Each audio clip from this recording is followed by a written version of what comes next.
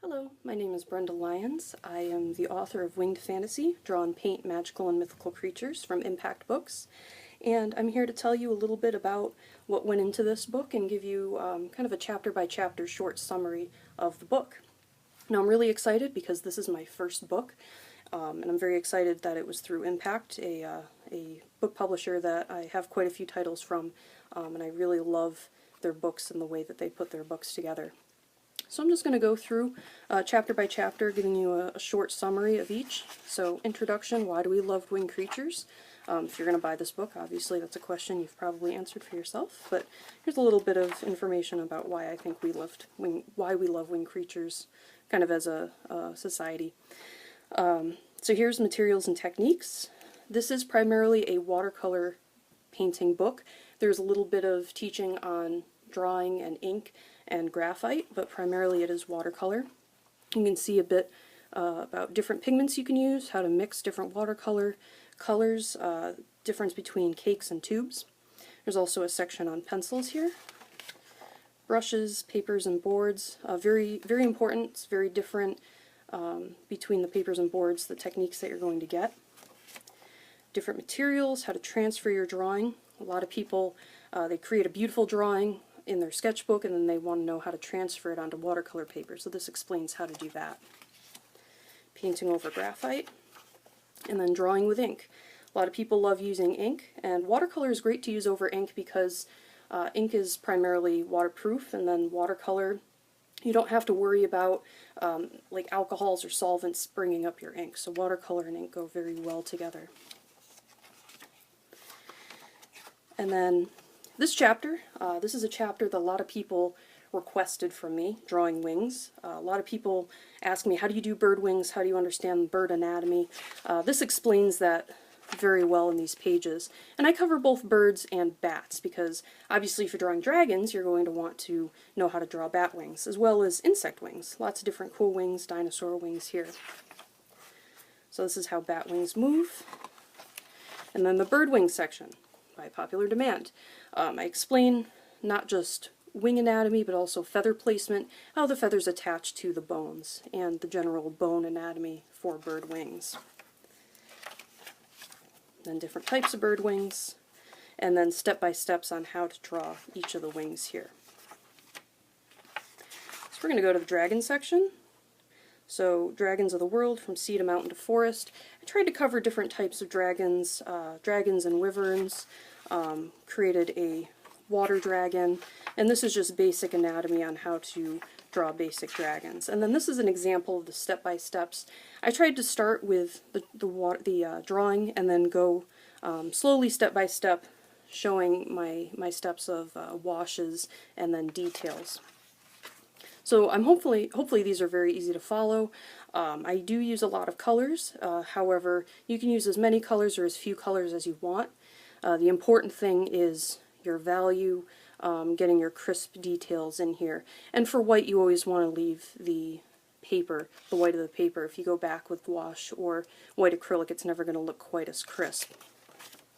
Then we have different dragons here, a forest dragon, we have a gold dragon, and then Chapter 4 is equines. We have different pegasi here, we have unicorns, unicorns with wings, different names for those. So I start off with a little bit of equine anatomy here, and then we go in with the step-by-steps. And then we have an Arctic unicorn here, teaching you how to paint white. And then we have the zebra unicorn, which seems to be really popular with a lot of people. Whenever I show them this piece, they say, ooh, it's a zebra. Then we go on to our winged animals. Now, a little bit about this section. A lot of people think, well, it's just animals with wings, but I try to explain here that it's not just animals with wings. It's, you know, what's the story behind the animal? Why does the animal have wings? I mean, anybody can just, you know, slap a pair of wings on a dog, but what is his story? And here I try to explain, you know, we have this dog here who got caught stealing the queen's treats. And, you know, you have a bunch of cats here who are all too proud to have caught this mangy dog. And a funny little story here. or not so much funny, but a little bit of a nod to a cat that I once had. I lovingly called him Stolen Cat, and this is him here.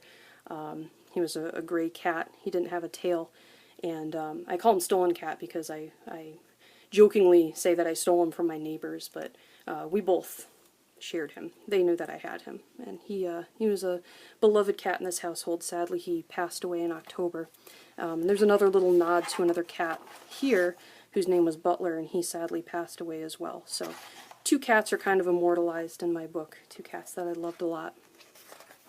So in here I explain a little bit of feline and canine anatomy. Some of the step-by-steps cover wolves, and then another one covers a winged cat. And then different animals, such as deer, flying pigs. This is actually my favorite here, this flying, fierce little mouse. Then chapter 6 is griffins, phoenixes. We have a raven here. Ravens are always kind of a fantasy theme. We have bird heads and tails. This is Raven the Trickster. I tried to explore a lot of different legends and myths from all around the world. So this would be Pacific Northwest in the United States.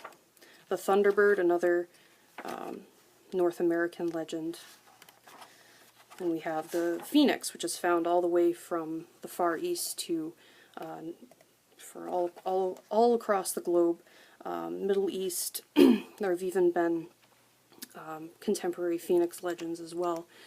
And this is my take on it. I like to have kind of a heron neck with my phoenixes. Sometimes I'll make them more like hawks, and then we even have, I believe on the back here, we have our little songbird phoenix. So lots of different ways to do phoenixes. It doesn't have to just be made of fire. It doesn't have to just be a beautiful bird. There are lots of different ways of portraying your phoenixes. And our hippogriff. Seen the hippogriffs in certain contemporary literature and movies. And then, of course, this book wouldn't be complete without a griffin, one of my favorites. And a little section on avian jewelry. I love to put jewels and all sorts of things on my griffins and hippogriffs and phoenixes and birds, so I figured I'd put a section in here about that. And that is it for this preview. If you're interested in picking up a copy of this, you can get it either on Amazon. It should be available in Barnes & Noble, certain art and craft stores. You can also get it online direct from Impact. If you go on their website, you should be able to buy it from them. And I should also have copies with me at conventions such as Dragon Con, Anthrocon, and Furpocalypse. So thank you for looking, and if you have any questions, feel free to ask either through email or you can comment here on my YouTube page.